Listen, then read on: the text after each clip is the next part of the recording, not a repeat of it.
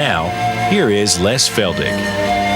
Let's get right back into 1 Corinthians chapter 1, and hopefully we'll get well into maybe finish chapter 2 today. But again, we like to welcome our television audience, and we always like to let it be known that we're just an informal Bible class. We do not adhere to any particular denomination. We just want to teach the book, and we feel the Lord is blessing it with that approach. And as I've said so often, I'm not here to criticize or chastise anyone, but the name of the game is, what does the book say? And that's almost catching on, as well as my flip side and faith plus nothing. You know, some of these things are really catching on. And so this is all we want to do, is just see what the book says. And as I've also said so many times, you'll be surprised how many times people say, well, I thought this was in there. Well, they may have thought, but it isn't.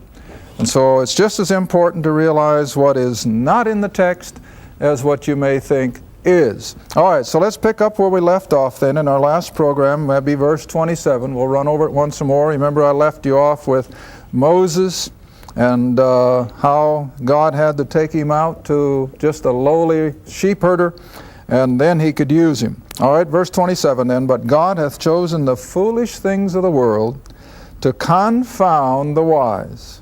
And God hath chosen the weak things of the world to confound the things which are mighty. You get that? In other words, when Paul came again to Mars Hill, he was just a weak vessel in the eyes of those philosophers. He was a babbler, but yet Paul shook him up. And Paul is remembered to this very day. Mars Hill, when you get over there, there's the plaque. They don't refer to those philosophers, but it was Paul. And so God was the winner once again. All right, now then verse 28, continuing on to that same thought.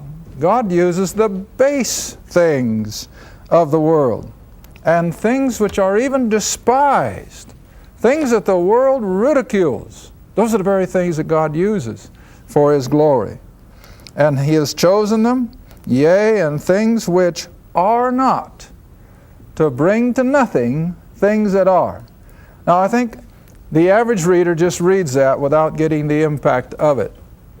What does Paul mean when God says, or when he says that God will use the things that are not to confound the things that are? Well, it's this same line of thought. The very things that the world isn't even aware of. They're nothing so far as the world is concerned. They have nothing for their credentials, and they are nothing in the eyes of the successful world. But yet those are the very things that God uses then to confound the high and the mighty. That's His way of doing it. All right? Verse 29 is the reason for all, which seems contrary to logic. Why shouldn't God use someone who has all the talent in the world? Why shouldn't God use someone that has a tremendous IQ? Why shouldn't God use someone that has a whole background of wealth, millions and maybe even a few billion to send them on their way?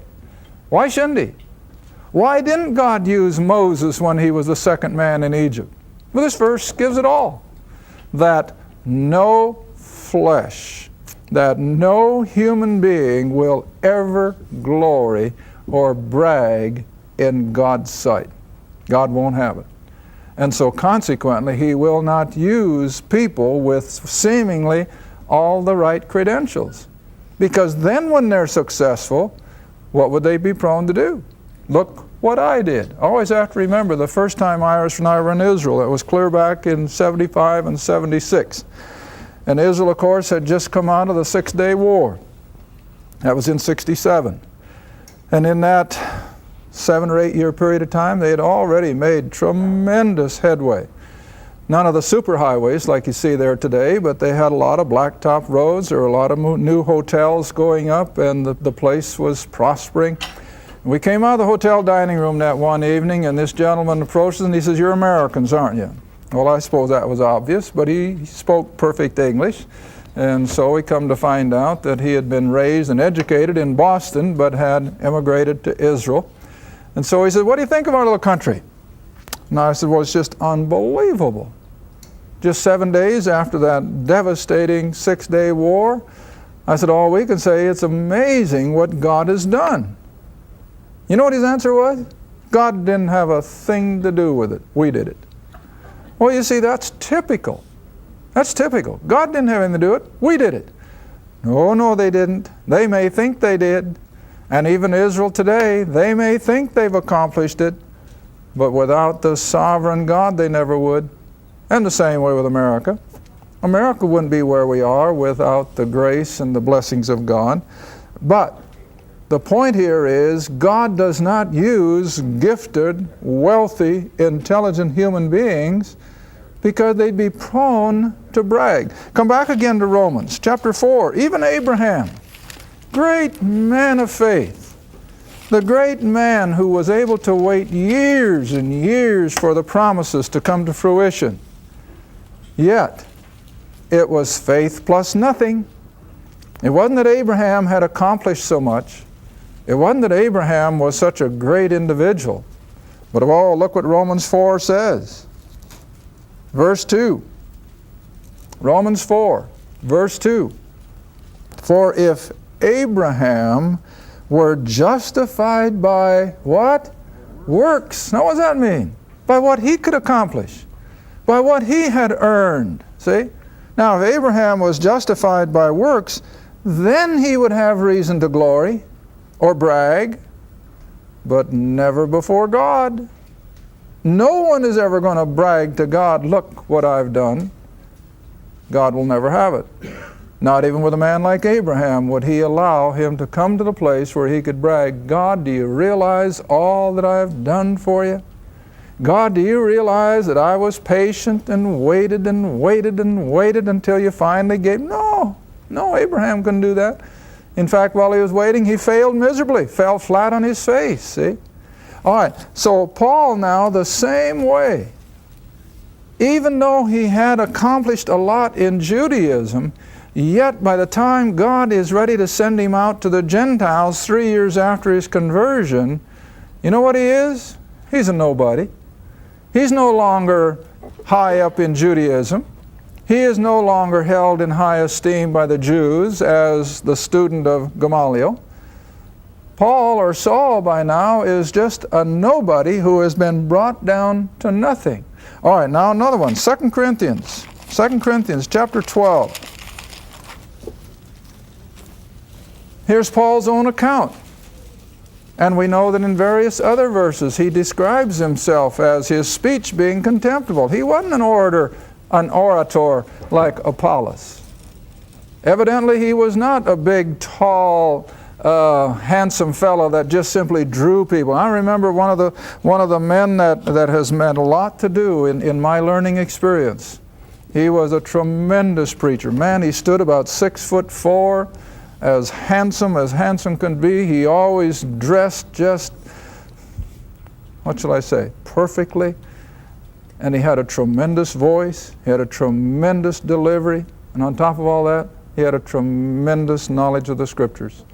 And I'll never forget one of my first questions to him years and years ago. I think Iris and I had just recently been married. And I asked him something, and he was the first one to give me what I have passed on to you over and over. Whenever you read something in the Scriptures, always ask yourself first, to whom was this addressed? And he was one. I mean, he had everything from outward appearances going for him. And he was a great servant. He, I think, just passed away this last spring, probably up in his 90s. But I've always held the man in high esteem. But he's one of the few. He's one of the few. Now look what Paul had to put up with. 2 Corinthians chapter 12. Verse 4, for sake of time. He had an experience. He wasn't quite sure of how it all happened, but he knows it happened. And so he says, how that I was caught up. Now he used the word pronoun, but he's speaking of himself.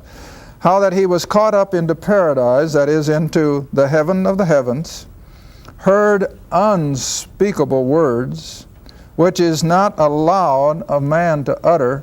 In other words, he actually heard the angelic conversations. He actually saw the very throne room of heaven.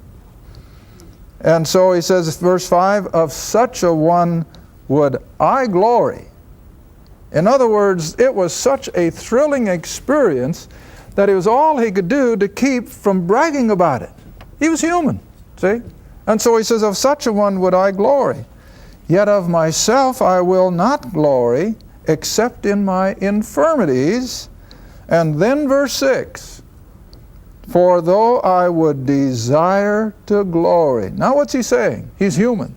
It was all he could do to suppress that feeling of wanting to share with others what he had seen and heard. But he knew he dare not because God told him not to. And not on top of that, God had to do something physically to the man so that he would never forget that he was not to share it. So read on. Verse 6, for though I would desire to glory, or to brag, I guess is the word we would use, I'll not be a fool, for I will say the truth. But now I forbear, lest any man should think of me above that which he seeth me to be, or that he heareth of me. In other words, it's just like many other things concerning the Scriptures. If Noah's Ark could be discovered and laid out there for public scrutiny without any doubt, that's Noah's Ark, what would mankind do with it? They'd make it a shrine and they'd worship the silly thing. See? And the same way with many of these other things. If man could just put his finger on it, the first thing you know, the world would beat a path to its door and they'd be worshiping it. Paul's saying the same thing. He said, if I were permitted to share what I saw and heard in that experience, people would be falling at my feet trying to worship me. So he says, I dare not. I dare not. All right, now then, in order to keep him humble, what does God do? And lest I should be exalted above measure. In other words, lest I should come to the place that people would try to worship me because of what I'd seen and heard. Lest I should be exalted above measure through the abundance of the revelations. See that? There was given to me a thorn in the flesh. Now I imagine every one of you at one time or other have had a thorn. And they just pester you. They pester you until you can finally get rid of it.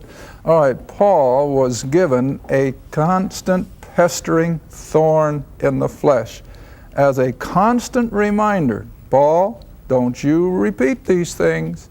Don't you get puffed up. Don't you try to reveal to the world all that I've shown you.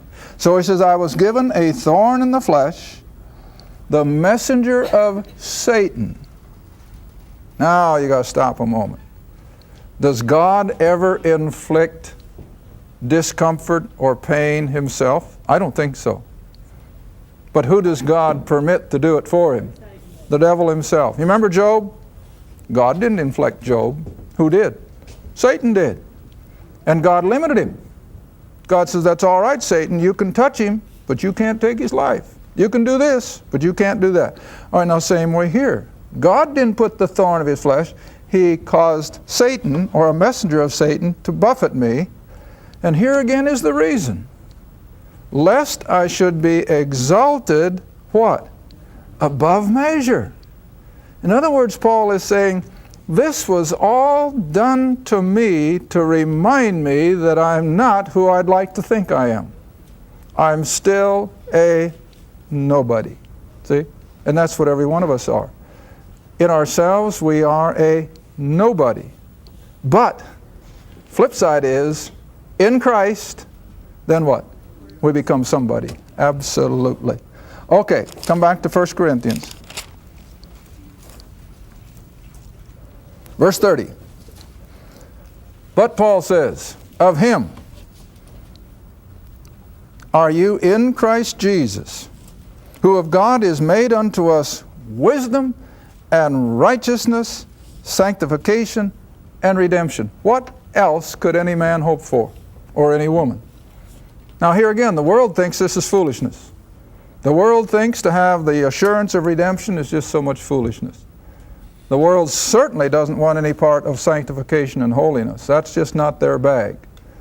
Always have to remember a dear lady that started asking her neighbors to come to a Bible study, and they just said, hey, now wait a minute, we're not into that stuff.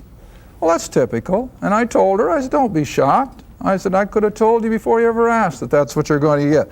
All right. But verse 31, that according as it is written, and again, he goes back to the Old Testament. In Jeremiah, I think it is, according as it is written, he that glorieth. Now remember what word I'm using for glory? Bragging. See, boasting is the word Paul uses. That according as it is written, he that boasteth or braggeth or glorieth, let him only glory in one area. And what is it? The Lord. Without him we're nothing. Absolutely nothing. None of us are. But in him, in his power, none of us have any idea what we can accomplish. We can shake this old world to its bootstraps if we would just step out by faith and do it. All right, now let's move on into chapter 2, and here we come to this concept which I told you one commentator mentioned concerning the Corinthians, that it was based on the various wisdoms. The wisdom of this world set up against the wisdom of God. All right, now Paul again is using himself as an example, because he is the prime example. And I, brethren, when I came to you, now watch this, I didn't come with excellency of speech or of wisdom, declaring unto you the testimony of God, for I determined not to know anything among you save Jesus Christ and him crucified. In other words, Paul didn't come to Corinth and come there to the Bema seat, which in Corinth was sort of like the town square, and where all the philosophers would get up on the stage and begin their philosophy. Paul didn't come with all the knowledge of the Greek classics, Homer and Plato and all that stuff. That didn't count anything with Paul.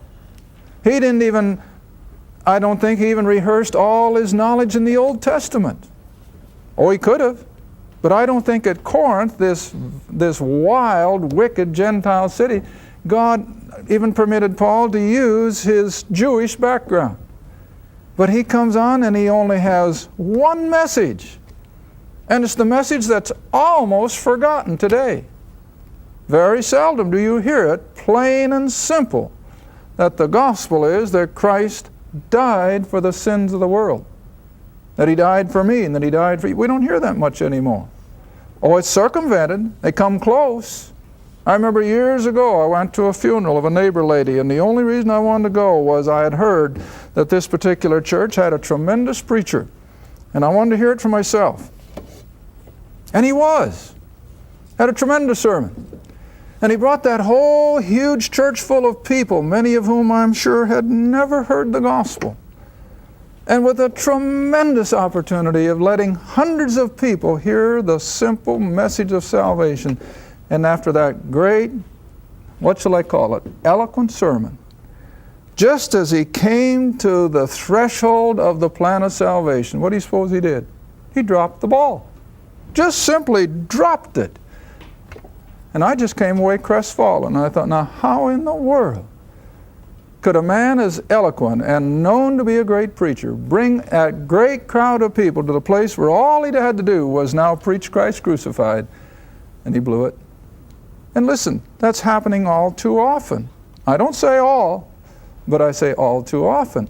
And here is where the apostle is making it so plain that even though he was in a city that was all hung up on philosophy, oh, if he could have come in there, yes, and quoted Plato and all the other ancient Greek classical writers, he would have had a crowd pushing around him. But he didn't. I'll never forget years ago a gentleman that I was instrumental in bringing out of almost this same kind of a background. And he came up one day and he said, Les, he said, if you could just heal people, you'd have thousands coming to your meetings. I know that. But you see, that's not what Paul did. Paul didn't come announcing a great healing meeting. Paul didn't come saying, hey, we're going to philosophize, we're going to deal in the classics today. What did he do? He just pointed the finger at them and he said, "You're sinners. Christ died for you. He loves you. Believe it." And what happened? Hey, he had an assembly of believers. Oh, carnal. They had a long ways to go. But he calls them my brethren. I don't care what anybody says. He calls them my brethren. And as we saw in the first program, when you got to verse 7 and 8, if the Lord should have come that day, they would have all gone. Not just part of them. They would have all gone. All right, now then, verse 3. And he says, "I was with you in weakness and in" what? Remember the lady I told you about a little while ago? She'd go up to the door and knock. She said, "My knees were shaking and I was shaking with fear." That's typical. I said, don't be alarmed. That's typical. So was the apostle. He lived in constant fear of how would he be received. What will they do with my preaching? What are they going to do with me? Boy, and he lived to find out what a lot of times they did to him. They beat him. They threw him in prison. They dragged him out as dead. They stoned him. But he never quit preaching that simple gospel, see? Verse 4. "My speech and my preaching was not with enticing words of man's wisdom, but what he did speak was in the demonstration of the Spirit and of power." Like I said a little while ago in one other place, we won't take time to look it up. Speaking of himself, he said, "They say his speech is contemptible." In other words, maybe he didn't use the most perfect Greek grammar. I don't know. But there was something about it that he was not a polished orator like Apollos or like some of the other Greek philosophers. And he had to overcome that. No, he didn't. The Spirit of God did. And it's the same way with every one of this. You may drop a word to someone, and you may think it'll never amount to anything. But you know, I always have to think it's BC, isn't it? When he puts a little message in the bottle and he throws it out in the ocean, that thing goes away, and then pretty soon here it comes back. Hey, listen, that's us. That's us. All we have to do is plant a seed once in a while. And just like old BC's bottle, it's going to go out, it's going to accomplish something, and one day it'll come back. Maybe not in this life, but you're going to find out about it someday. All right? Verse 5. That your what? Faith. Not all their works yet. He wasn't too proud of that. But he was proud of their faith. And you know, I think I can identify with that. Oh, I meet people now that have heard our program. They've become believers. I don't know how far they've advanced in their Christian walk, but just to hear them give the testimony. Had one dear lady just again, not too long ago, came second hand, but a friend told me, she said, "I watched 15 minutes of that program, and the Lord spoke to my heart and saved me out of a life that was anything but." But you see, this is what God will do if we'll just, what, stick our neck out? That's what we have to do. You got to kind of put your neck out there on the chopping block. And that's what the apostle is referring to here, see? That he came not with enticing words, but in the power of the Spirit. Verse 5 now, here's where we are. That your faith should not stand in the wisdom of men. Why am I emphasizing that? Because this is where too much of it is today. People are willing to listen to someone who has seemingly got all the answers to world's problems, or maybe they've got all the answer to science and religion. Listen, that's not where we put our faith. We put our faith in the gospel, in the Word of God, see? And from that, then God will begin, of course, to expand our knowledge. All right? That your faith should not stand in the wisdom of men, but in the power of God. Now, again, going back to our opening remarks in this book of Corinthians, when these immoral, grossly immoral people were saved out of that wicked lifestyle, they were given all the grace of God that they'll ever have. But what was still ahead of them? growth. See? Growth. They began as just almost little fledglings. But they were under the grace of God. And in that grace, they're going to grow. See? And I'm sure that Paul finally saw the day when the Corinthian church had grown a long ways. But at this point in time, they're still down there embryonic. They are still just fledgling. And so now in the next verse, and then I guess it'll be time to stop. Verse 6, howbeit we speak wisdom. Now you remember what I said? One commentator said this book of Corinthians is so hung up on wisdom. The wisdom of men versus the wisdom of God. I hope you're seeing it now. The word just keeps popping up. But Paul says, we speak wisdom among them that are perfect. Ooh. Now you remember what the word perfect means in your Bible? Mature. Not perfect or sinless, but they had reached maturity. Now here again, that almost flies in the face of what the man has been saying. Why does he call these carnal, weak Corinthian believers perfect? Well, I've already told you. They were on all the grace of God they'd ever had.